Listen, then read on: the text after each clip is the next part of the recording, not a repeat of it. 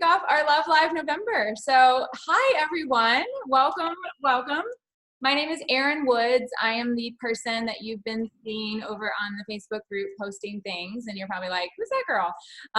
But I'm Erin. I am a partner with Trades of Hope, and I've been doing this business for almost 8 years, and I love it, and I get the honor to facilitate this event every month. We were just debating on whether or not this is our 4th or 5th time doing this particular event.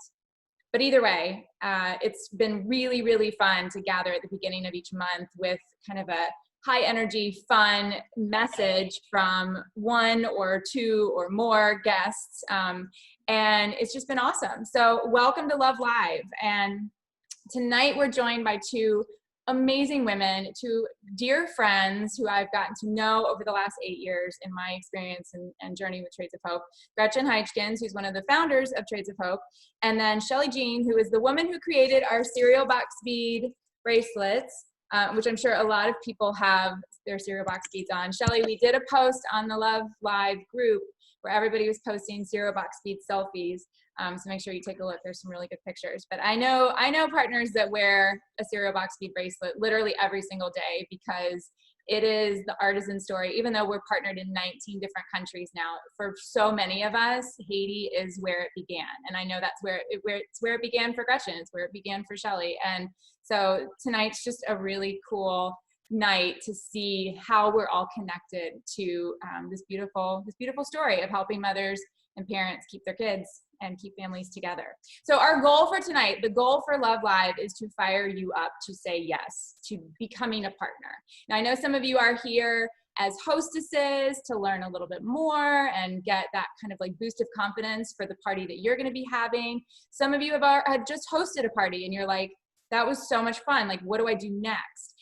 Some of you are like, wait, why am I here? But no matter what, you're here because the woman that invited you sees you as somebody who belongs in this community, as a woman who has a compassionate heart, who wants to do something about the injustices that she sees in the world, but maybe doesn't know exactly how or what to do. Trades of Hope is a tangible thing that you can do to make a difference in the world. And whoever invited you sees your voice as a voice that can amplify the stories of women all over the world. And you're probably like, really? Somebody saw that? Yes, that's what we see. And that's why you're here. So together we can do so much. And I'm just hoping that tonight you get fired up. And by the end of this 30 minutes, you're like, okay, yeah, sign me up. I get it now. Both of our guests, like I said, their stories began in Haiti.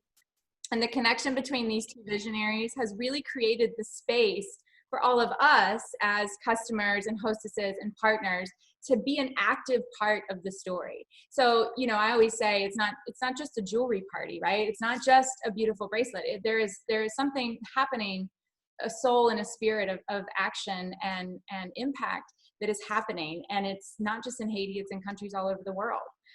For those of you that say yes in the next 36 hours and become a partner with us, I have some special guests or gifts. So every month for Love Live, we try to do some different things, change it up a little bit. And tonight, since we have kind of a Haiti focus and Shelly's here, I have these beautiful bracelets that I got for everybody who joins us. I'm calling them the Love Live bracelet. I'm not sure that's what they're really called, but that's what we're gonna call them. Beautiful clay bead bracelets from Haiti. This is my special gift to you for joining. And then I'm gonna be donating a baby chick in your honor. And then I have a super fun, beautiful gift that I'm gonna show you at the end that everybody who joins is gonna be entered to win. But it's so much more than just the prizes. I know that women that I've sponsored because of Love Live, and I told them about, like, you know, the thing that they got, they're like, oh, I got something, but that's not even why I was there. So, but there are gifts. But I do want, before I toss it over to Gretchen and Shelly, I do want to introduce myself and just tell you my story a little bit. I abridged it for tonight. My story is not as incredible or as exciting as these two amazing women, but it might be a little bit closer to maybe what your story is right now. When I started with Trades of Hope 8 years ago, it was because I was feeling very lonely and very isolated. I was a first-time stay-at-home mom, and I was not finding enough connection to the world through tummy time, if I'm being completely honest. Being home with my toddler and my newborn was really, really hard and really lonely. I had left a teaching career that I absolutely loved. I was a high school English and theater teacher, and I left that to be home with my babies. And I was super grateful for that, of course, but I desperately missed those parts of myself that teaching really brought out, and that passion and that creativity and that just connection to contributing to the world. And I ended up discovering them in a very unlikely place, in Trades of Hope, a jewelry party. I discovered Trades of Hope through a Facebook graphic, which the whole world's online. And of course, I'm scrolling through Facebook one day, as we do, and I saw a cute pair of earrings, and it said "Empowering Women Out of Poverty, Trades of Hope."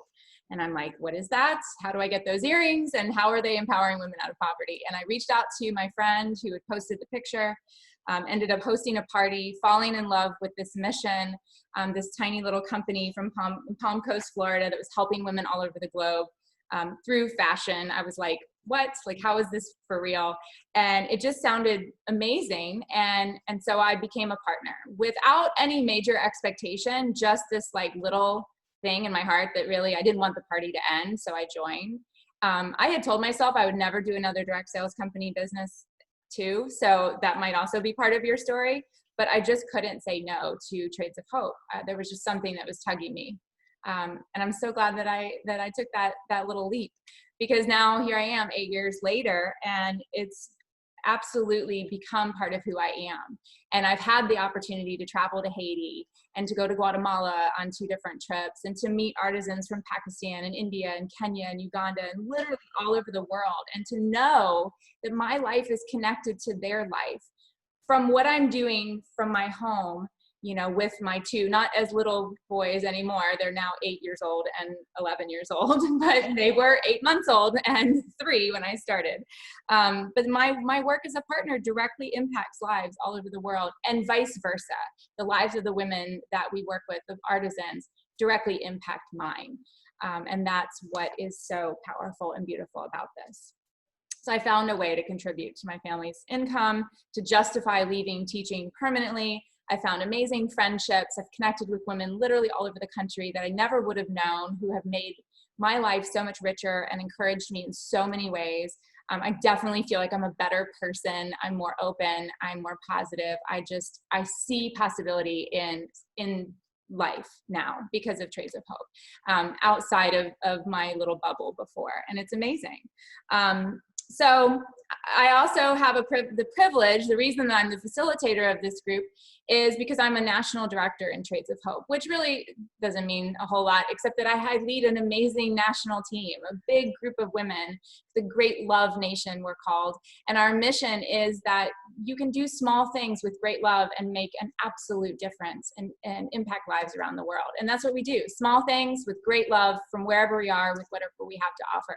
And so this community that we've created in this little group, in this Love Live group, is just a little sneak peek into what our Love Live community is really all about, who we are. Every single partner that invited you is part of the Great Love Nation. And I love our team, and I want you to know that we want you to be part of our community as well. So enough about me. That was my abridged version. I want to introduce you to my dear friend, Gretchen, who is going to tell you where her story began. And we're going to kind of take a little journey from the beginnings of her understanding and eyes being opened to the world, and then the action that she was able to take. And then she's going to show you how that's connected to Shelly. And I can't wait to take this journey. So Gretchen, you're up. All right. Thank you, Erin. Erin, for those of you who do not yet know her, is an amazing leader. And she also is accompanied by many other amazing leaders within her team, and the culture in this group is so beautiful. So I so appreciate her and our other directors and all of the women that make up Great Love Nation. It's just absolutely beautiful. So for me, the journey to Trades of Hope, starting at 10 years ago, actually began 8 years before that. And My husband and I were looking at international adoption, and I ended up in Haiti with some friends volunteering at Mother Teresa Orphanage for a week there. Had a very sharp slap of reality of what other people experience. I had been on other mission trips and things before, but I had never seen anything like Haiti. Really just the desperate need to meet the most basic of human needs. So we began our journey into adoption. We were adopting a little girl from Haiti. I ended up seeing several different orphanages and getting involved with them, kind of started volunteering, gave donations, realized they were kind of each corrupt in their own way, giving really poor care. And so I came home from Haiti and said to my husband, I think God's calling us to start an orphanage in Haiti. And I really thought he was going to think I was nuts, but yeah, he said, okay. And so that's what we did. We opened this, what was a small house for infants, just to give these orphans quality care. So we did that up until the time of the earthquake. But between that, we had also started a school, Three Angels School, and a medical clinic. And I learned a lot over those 8 years of working in Haiti. I would go down for about 5 days every 5 weeks for many, many years. Spent a lot of time there and got to know a lot of people. I never lived there like Shelley did. I was never brave enough to take that leap, but spent a lot of time there. And what I learned over that time is most of the children who are orphans in Haiti actually aren't orphans. They have mothers or fathers or grandmothers or aunts. I mean, people who would love them and take care of them if they possibly could. And unfortunately, it's just a situation where there are so few jobs and so few opportunities. And I'll let Shelley get into that more because that's such a huge part of her story that I just felt like, you know, there's got to be a better way to do this. Once you have a mother hand you her child for the first time and you realize, but wait, this mother wants this baby badly. She loves this baby, or this 4-year-old or a 6-year-old, but she thinks she needs to give it away so that it can survive. There's just something obviously wrong with that. I think all of us could get on board with that really quickly, that there are better ways to do things. And I ran into a book. I just happened to pick it up in a Barnes & Noble one day, I think. I'm not even 100% sure how I got my hands on it, but it was called Banker to the Poor. And it was all about microfinancing. And the author of this book, who was an economist, talked about if you just give women an opportunity, a small business loan, it can be as small as $100. The potential for her with training and guidance to really make something of that, be able to provide for herself and her family, is just really huge. And all statistics say if a woman can pull herself out of poverty, she takes 4 to 5 other people with her in her community. And people in Haiti, for sure, they take care of each other and they help their sisters and their brothers and, you know, and their families. And we've seen that over and over and over again. So, I mean, it makes so much more sense to help women have jobs than to, you know, take their starving children from them. So, and I had seen a lot of people through that time, you know, you would give them something. And I remember there was this woman we had known for years, and we had tried to help her. And I handed her a backpack with all her school supplies for her son. And she looked at me and she was like, she just looked like had such a mean face that and at first I was like, I just gave you all this stuff. You know, you should be happy. I thought I was going to make you happy doing this. And I really had to step away and take a breath and pray about that. And yeah, you know what? Totally makes sense, right? She needs to go and ask somebody else for something. She wants to provide that for her child. She wants to go buy the books for her child and not have him and the cute Batman backpack we gave him. And he's standing next to me and it's me giving it to him. Some women they really don't even know, right? And so, it was a bunch of little incidences like that over those 8 years. And I had wanted to do something with microfinancing even before the 8 years, before the earthquake, but we were just up to our ears trying to make sure we brought in the $16,000 every month for donations at that point, which is probably a very small amount, actually, what it would be now. But we were, my board, I kept saying, let's figure out a way to, help moms have jobs. And they're like, Gretchen, if you bring one more idea to us, I could have driven them crazy possibly. So, but then the earthquake happened and everything changed for so many people.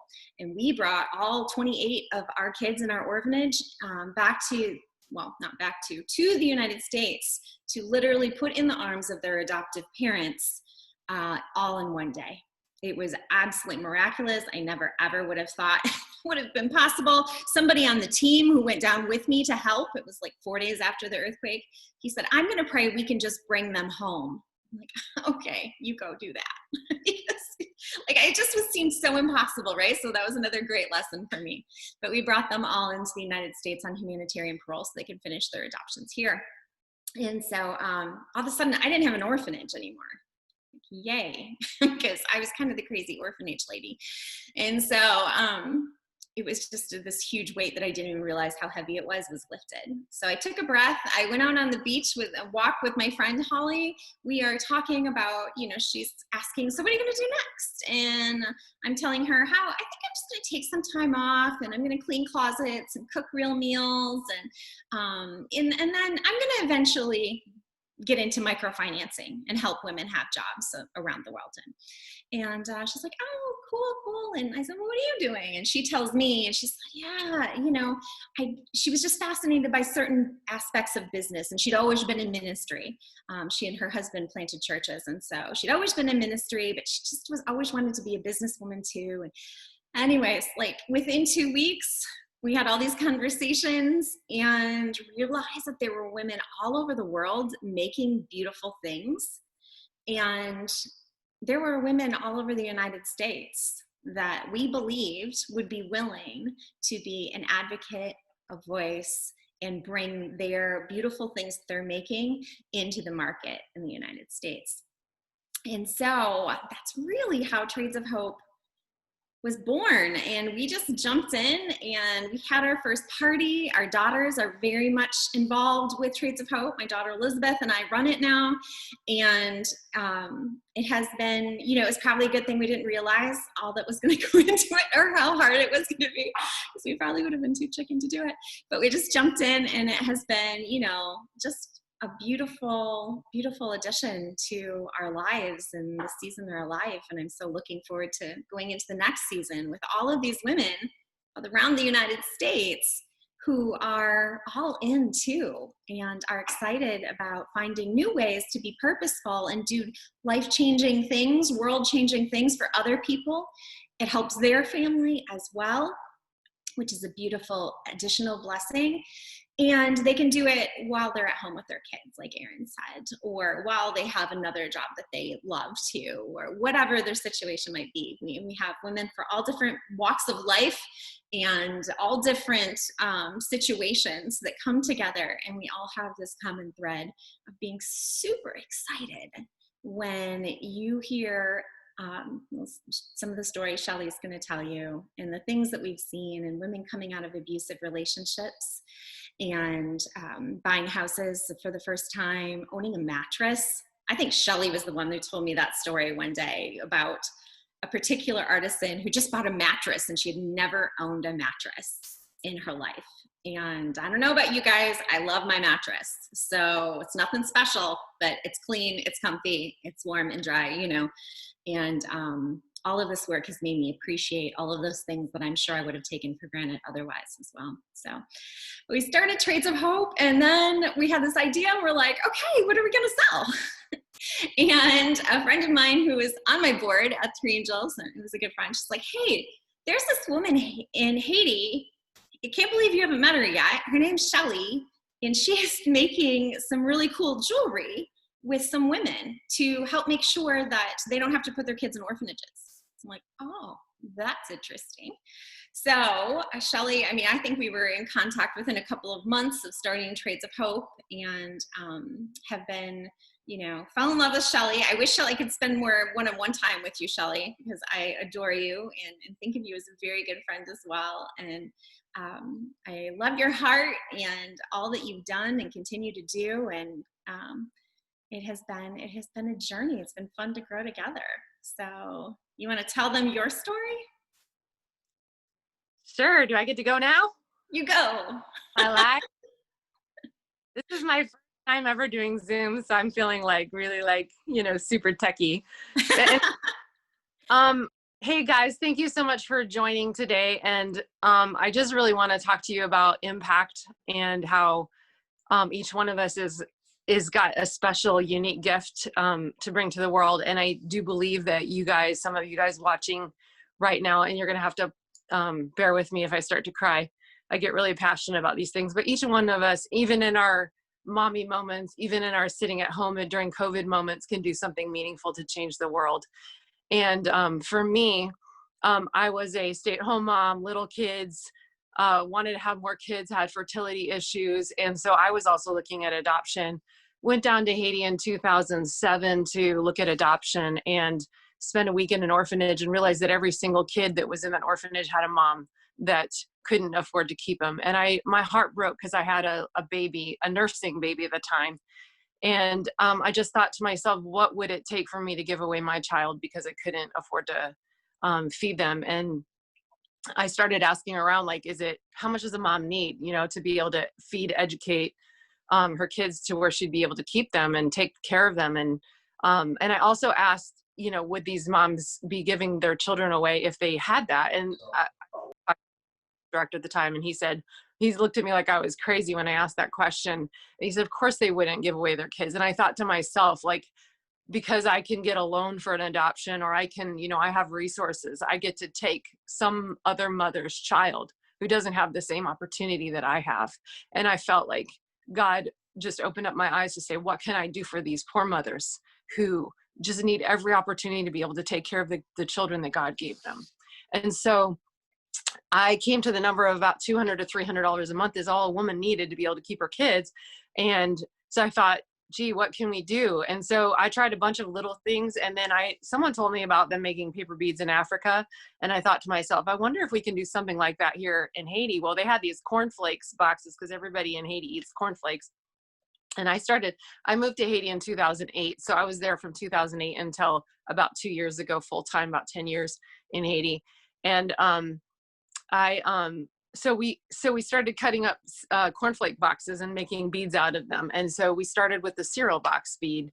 And so that was about the same time as the earthquake. And we had about 10 women working just a couple days a week making these cereal box bead bracelets. And the earthquake hit and kind of all eyes turned to Haiti and people started focusing on Haiti. And it really brought about a lot of opportunity for expanding the story in the market. And that's about the same time that I met Gretchen. And I have no business at all in business. And so I learned how to do an Excel spreadsheet the first, year. I had no training. I majored in German in college, had nothing to do with anything I was doing down in Haiti. And so it was so out of my comfort zone. But I remember they were all just making things and I was selling them and handing them the money that it sold for. And then we realized that if we were going to grow the business, we needed partnerships. We needed to be able to wholesale. I didn't even know what wholesale was. Anyways, Trades of Hope came along and became our very first big buyer. And it was so cool because as they said, they found a necklace and a bracelet they liked. And Gretchen was like, can you make 100 of them? And I was like, oh my gosh, 100 of the same kind. And it was really exciting. And we started doing that. We just started employing more people and more people. And as Trades of Hope grew from 10 partners to 20 partners to 40 partners to 100 partners to 1,000 partners, or however many there are now, I'm not exactly sure what the number, we saw a direct impact on jobs in Haiti, on mothers' lives in Haiti. And we're in so many ways piggybacking on Trades of Hope's success and seeing the success on the ground with women in Haiti. And I just want you to know, I'm an outsider. I'm not, employed by Trades of Hope or a partner. I work you know, with women in Haiti. So I'm telling you that I work with the women that this impacts and that it's the real deal.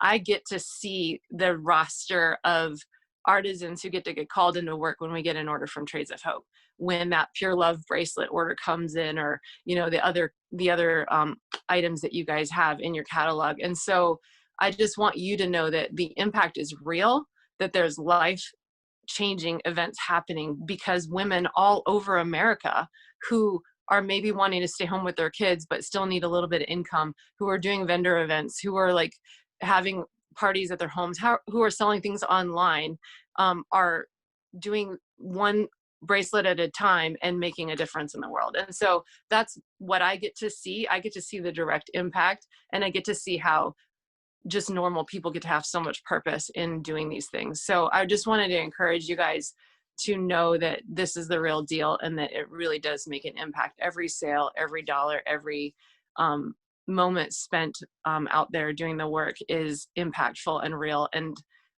you know, if you want to know more about that, I'm happy to talk, you know, and tell more stories. I don't want to talk too much about it, but I just wanted you guys just to encouraged that that is really something that is impactful and makes a difference. So is that it, Erin? I mean, my heart just exploded. I don't know about you guys, but I'm just like, oh, yes. Like, Shelly, you took the least amount of time and you said the best stuff. Like, Gretchen and I, you should just skipped over us.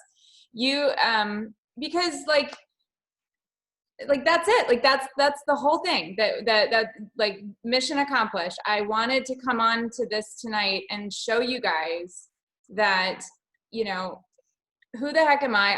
I'm just, you know, a normal suburban housewife, but also like Gretchen and Shelly, like, are just normal women who saw something and decided, even though they felt completely ill-equipped, you know, Gretchen, they started Trades of Hope in a storage unit with, you know, with Google, and like Shelly has a German degree and they don't speak a lot of German in Haiti. And like, you know, like, but I love the idea. I've never sold anything but Shakespeare and broccoli in my life, but I love the idea that each of us and all of us that are listening to this has something that's calling us to be part of this community and to do something about what we're seeing in the world. And I think one of the most eye-opening and just amazing things is that, like, I remember when I started Trades of Hope, or with Trades of Hope, like, I didn't even really know what human trafficking was. I didn't really think, like, ever that I would be saying I'm making an impact on global poverty. Like, that was always in my world, in my mind, like something that somebody else who was much more like experienced or, you know, amazing than I was, like, those people were going and doing those things. But really it's us, you guys. Like, it's every single woman that's on this call, that's listening to this call, that has shopped or hosted or become a partner or is going to become a partner with Trades of Hope. Like, it's us. We're the women, and we get to show up feeling a little like trepidation and ill-equippedness, but like, it's fine. We can do this. We can do this because we have a willingness to learn. We have a willingness to show up, and I just think that that's beautiful. So thank you, Shelly and Gretchen, for helping create that full circle that I was hoping to create tonight, to show you guys, like, that is what Trades of Hope is. And what's amazing is that what we're doing in Haiti and what Shelly gets to witness in lives changing. I was just telling my husband tonight about Shirley, and I was like, yeah, she's you know, going to college, and, you know, this is a young woman who like started from almost basically nothing, and now she's moving to America with her husband and baby and going to college. And my husband's like, oh my gosh, like, that's the story. Like, that's what you want. Like, that's the best possible thing. I'm like, I know, but it's really hard for Shelly. She misses her.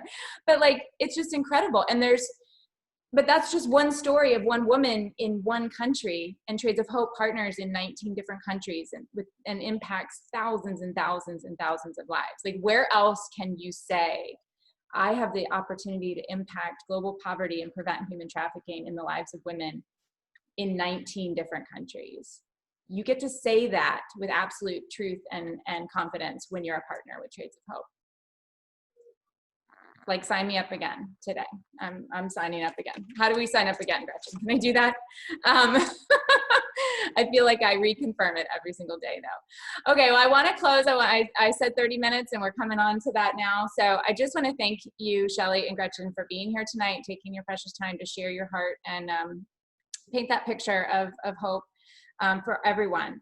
And those of you that are here listening as guests, like I said at the beginning, like, you're here because we want you to join this community. We want you to be a partner. We are, without sounding desperate, but like, we want you to join us. We want you to be part of what we're doing. Our mission needs more women. You know, it's amazing to me to think about Trades of Hope having 10 partners, but that's where it started. And now we have, you know, thousands, but we need more. There's always more women that need more jobs to be sustained. To have their stories shared. This business right now is actually pretty darn simple. We're pretty much just doing it online. And you know what? It's been a lot of fun. And it's created a space online that is hopeful and joyful and a great distraction from, I mean, it's like every day you need a distraction from something that's going on in the world. And thank goodness Trades of Hope has given me and all of us this distraction, this worthy distraction, this beautiful community within our team, within our parties, within our customer groups, to plug into something that's good. And so your business can take a lot of different forms, but really right now it's online, it's social selling, it's fun, it's storytelling, and it can be life-changing. And it can be life-changing for the artisans, but also for you. And that's the thing that I think a lot of us never saw coming, is the impact that it's had on our lives. My absolute fondest hope is that you hop off this call right now and you talk to the person that invited you, the partner that invited you, and you sign up. You become a partner. You might need to have a conversation with somebody in your household, so I'm going to give you 36 hours, okay? You don't have to sign up right this second. Some of you signed up before the call even started. But if you need the sleep test, take the sleep test. The beautiful gifts stand for the next 36 hours, but I promise you it's not about the presents that you're going to get, even though the bracelet's really, really pretty. The Love Live exclusive bracelet, the baby chick, and then you'll be entered to win this beautiful bag, which I'll be posting about a little bit later after we get off this call. For every new partner that joins, will be entered to win that. So you have until Friday at 9:30 a.m. Eastern for all the goodies, but really it's so much bigger than that. If you have any questions, the Love Live group is there. The person who invited you is like your, you know, person to go talk to right now if you're not already talking to them. We have a beautiful, simple business, and like I said in my post earlier today, like, there's nothing weird. There's no minimums. There's no sneaky things. There's no hidden costs. Like, we just sell jewelry, bags, scarves, home decor, and every single thing, every single story that we tell, every time we sell a bracelet, we're making a direct impact on the lives of women around the world. It's awesome. It's just that awesome. So thank you guys so much again for being here. And was there anything, Veronica, from Facebook that we needed to address? High praise, and I just want to encourage Gretchen and Shelly to go read comments, because there are a lot of lovely things that people wanted to say to you that are all in the comments. So awesome. You are very loved, every single one of you. And Gretchen and Shelly, thank you so much for creating this for us. You've given us a true gift to be able to make a difference. And it's awesome. So thank you, thank you, thank you. Everyone have a beautiful evening. Thank you, Gretchen. Thanks, everybody. Night. Bye. Bye.